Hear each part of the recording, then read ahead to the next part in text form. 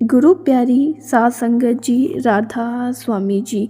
आज एक बहुत ही सुंदर और सीख देने वाली साखी आप सभी साध संगत के साथ साझा कर रहे हैं। कृपया इसे पूरे ध्यान और भाव से सुनिएगा। एक सत्संगी बहन थी जिनका नाम किरण था। उनका अपने सतगुरु महाराज के चरणों में अपार प्रेम था। हर सुबह अमृत वेला में सिमरन और भजन, दिन में सत्संग और जब भी अवसर मिले आश्रम में सेवा, यही उनका जीवन था। गुरु ही उनके लिए सब कुछ थे। हर सांस में उनका नाम और हर पल आंखों में उनकी छवि।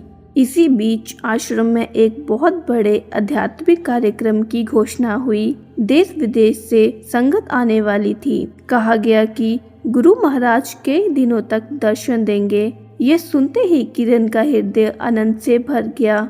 उन्होंने महीनों पहले तैयारी शुरू कर दी, नौकरी से छुट्टी ली और लंगर सेवा में अपना नाम लिखवा दिया। उनके मन में बस एक ही भाव था, गुरु के घर संगत की सेवा से बड़ा सौभाग्य और क्या हो सकता है।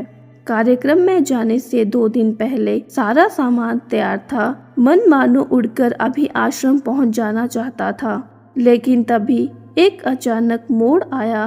पास में रहने वाली बिमला अम्मा की तबीयत बहुत खराब हो गई। बिमला अम्मा एक अकेली बुजुर्ग महिला थी।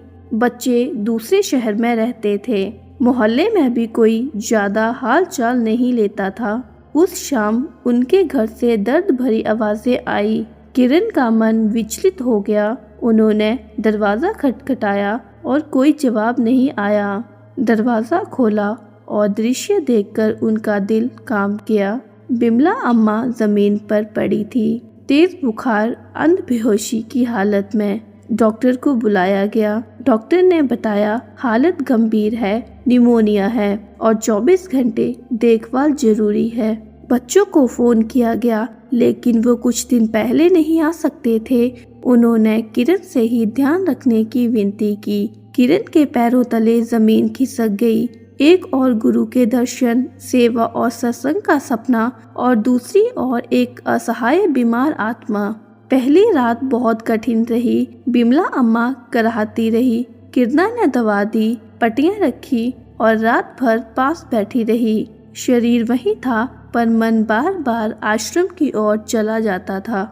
अगली सुबह उन्होंने भारी मन से बैग खोला और सारा सामान वापस रख दिया। सेवा तो कर रही थी, लेकिन मन से नहीं। कुछ दिन बाद बिमला अम्मा को थोड़ा होश आया। कमजोर स्वर में बोली, बेटी तुम कौन हो? मेरी इतनी सेवा क्यों कर रही हो? किरण ने बस इतना कहा कि मैं आपकी पड़ोसन हूँ। बिमला अम्मा की आंखों से आंसू बह निकले। मेरे अपने नहीं आए और एक पराई बेटी मेरी सेवा कर रही है।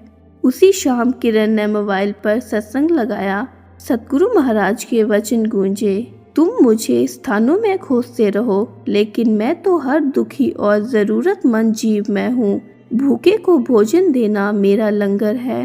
पीड़ित को सहारा देना मेरी सच्ची सेवा है। सेवा दूर नहीं होती, वह तुम्हारे द्वार पर खड़ी होती है। ये शब्द सीधे किरण के हृदय में उतर गए। उन्हें अपनी भूल समझ आ गई। जिसे वह बाधा समझ रही थी, वही गुरु की भेजी हुई सेवा थी। उस दिन के बाद सब कुछ बदल गया। बिमला अम्मा का कमरा अब मंदिर बन गया। उनका बिस्तर गुरु का आसन। सेवा अब बोझ नहीं, भक्ति बन गई। और उसी सेवा में किरण ने अपने गुरु के सच्चे दर्शन कर लिए। संदेश यही है, गुरु किसी एक स्थान में सीमित नहीं, वे हर दुखी और जरूरतमंद जीव में विराजमान है। जहाँ प्रेम है वहीं सत्संग है, जहाँ करुणा है वहीं सच्ची सेवा है। राधा स्वामी जी।